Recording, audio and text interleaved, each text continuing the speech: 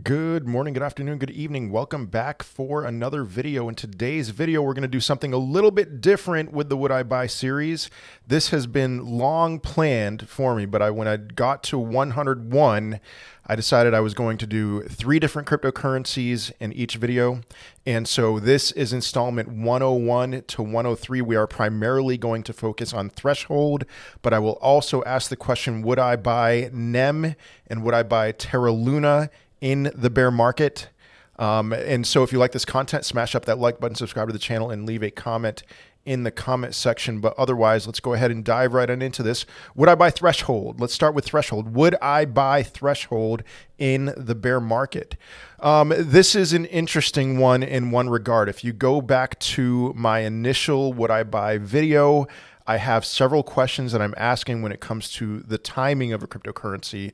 And this is a key, the first key feature that I'm looking at for a cryptocurrency. And I look at a cryptocurrency like the threshold, and I'm asking this first question, but there's some caveats here. Was this cryptocurrency created before or after April 14th of 2021? If after, my answer is most likely yes. If you go to coinmarketcap.com, you will see a cryptocurrency that has existed since early 2022. I think it was actually, well, there was an approval to launch this cryptocurrency on January 1st of 2022. I don't know the exact launch date, but Threshold was launched after April 14th of 2021. But what is Threshold? Well, Threshold is a merge between Keep Network and New Cipher, which they have created cleverly, created or call themselves Keanu, Keep, and New Cipher. Funny. And so is this a cryptocurrency that was actually created before or after April 14th of 2021? I'm going to stick with it and just say yes, that we should consider this a cryptocurrency that will, in the upcoming euphoria phase, experience its first euphoria phase, and so there's lots of potential with this as far as the kinds of returns it can give. It would certainly, in my opinion, go higher than it's close to its initial launch price of 18.9 cents. It's currently at 4.7 cents. That's a 5x from here. I would expect it to go much higher than that, but we will see. As far as tokenomics are concerned, this is, you have to have a concern. You have to have it on your radar with newer cryptocurrencies. Are these fully vested cryptocurrencies, or are they, is the circulating supply almost maxed out? And for this one, fortunately, within the last year and a half, its supply is getting there. And so 8.7 billion circulating supply, 10 billion max supply. So we're almost there. Circulating, so market cap versus fully diluted market cap, we're not going to see any major differences between market cap, moving forward at least, between the market cap and the price. You can see it now, and that's mostly because of vesting, and I would assume airdrops for Keep and New Cipher holders. Looking at what is threshold, you kind of have to ask the question, what is Keep, what is New Cipher? They're both privacy networks. That is the main focus of them. But we have Threshold's TBTC, which is there are many kinds of, you could call it a wrapped Bitcoin. There are many kinds of this. For Threshold, it's TBTC. On Ethereum, there is a wrapped Bitcoin that already exists. And so what they want to do is provide a safe way to earn yield with your Bitcoin by wrapping it, by putting it in TBTC and receiving the benefits of DeFi, and so this is a bridge. It functions as a bridge to the Ethereum blockchain, and that all sounds fine to me. The interesting thing here is that they do have some pretty ambitious goals, and you can read the history behind Keanu, Keep, and New Cipher. You can read here. They voted overwhelmingly, both on their Discords. On June 11th, both communities voted overwhelmingly in favor of the merge, of the proposal. My assumption being, as far as why overwhelmingly, because they were probably airdropped the T crypto. So, hey, we're even richer now, or less poor, I should say. And so, hey, a lot has happened since then. Here's where they're wanting to go. They want to scale. And of course, the blockchain trilemma, scalability being a key part of that. But they are hoping to one day have, I don't know if it's a possibility, it seems a little ambitious, but they're hoping to one day have more than 1 million Bitcoin. Remember, Bitcoin has a 21 million supply, but they want more than 1 million Bitcoin to be deployed and used on the Ethereum ecosystem. And so this is TBTC V2. There was a V1, I believe, on Keep. But V2 is the threshold one now. V2 aims to bridge over 1 million Bitcoin into Ethereum in a safe and decentralized manner that stays true to the project's core values.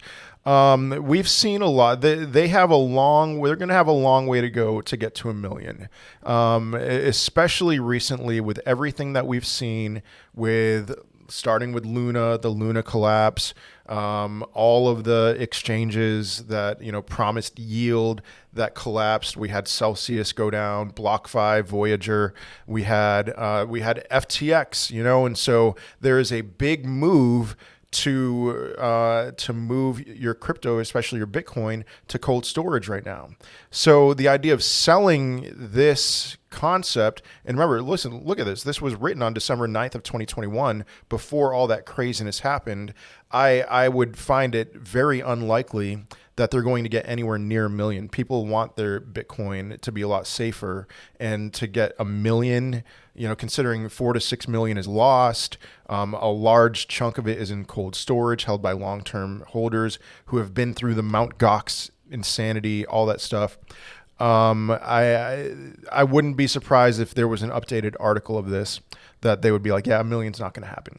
But that doesn't mean that they're just not going to carve out any kind of niche in this. There is potential here, and I do fully acknowledge that. So yes, threshold is a buy. It's a buy for me. I think it can do very well moving forward.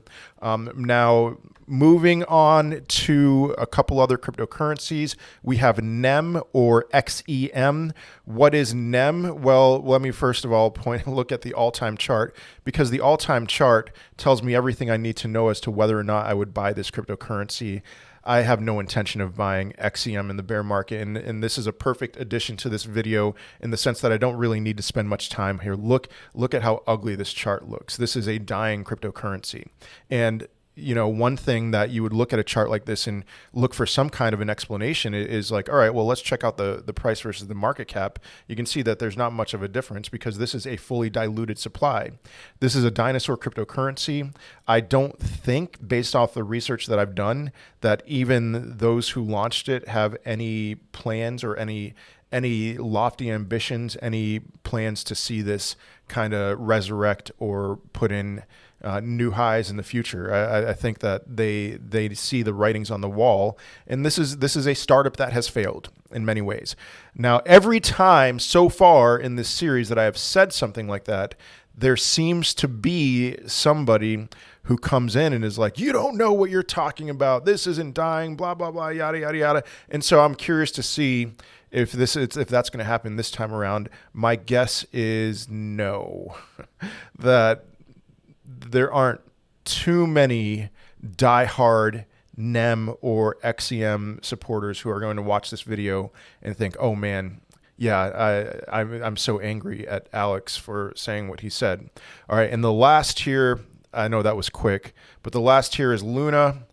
Listen, I mean, do we want to get into Luna? I would think that most of you watching this video know very well about Luna. So what is this? I mean, this is not Luna Classic, which is the almost destroyed cryptocurrency that pretty much went to zero and then kind of, I guess, has new life, I suppose, barely. This is the fork. So this is Luna, which, if I were to just read Terra 2.0, this is Terra 2.0. It's a public blockchain protocol that emerged from Terra Classic.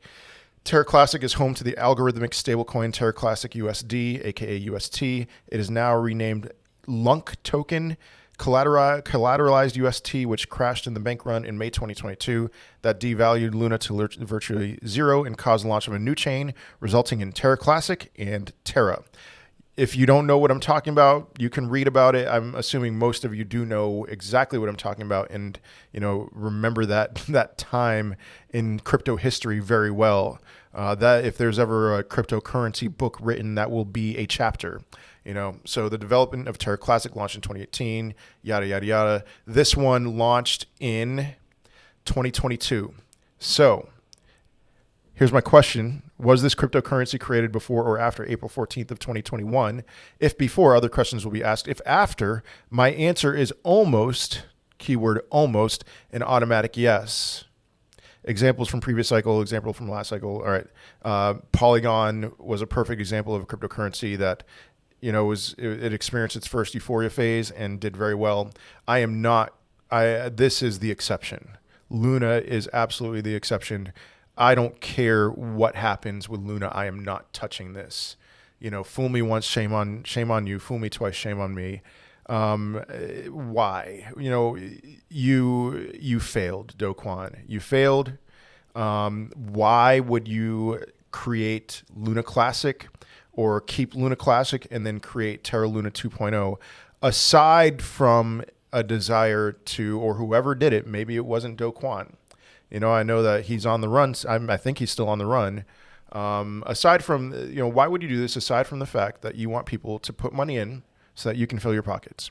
That's just my opinion. I just have a hard time believing that this is going to do anything significant. I mean, look at the price versus the market cap. And so again, we have a cryptocurrency. It's a new cryptocurrency, but its supply is not anywhere near fully diluted. And so what's going to happen? Sure, could it reach new all-time highs in market cap? It certainly can, but that does not mean that the price is going to get anywhere near to a price that would be worth buying low and selling high. So I don't want to touch this. I don't see a compelling reason. Maybe you have a compelling reason for wanting to buy Luna 2.0. Go for it. If that's you, I'm not touching this. Even if you were to make me an absolutely convincing airtight case, I am not touching Luna. So in summary, Threshold, yes, is a buy. XEM, no way. Luna, no way. But I would love to hear your thoughts in the comment section of this video. Will you be buying any of these three cryptocurrencies in the bear market? Or is it a pass for all of them or for some of them? Let me know your thoughts in the comment section of this video. Otherwise, I will see you in another video. Peace.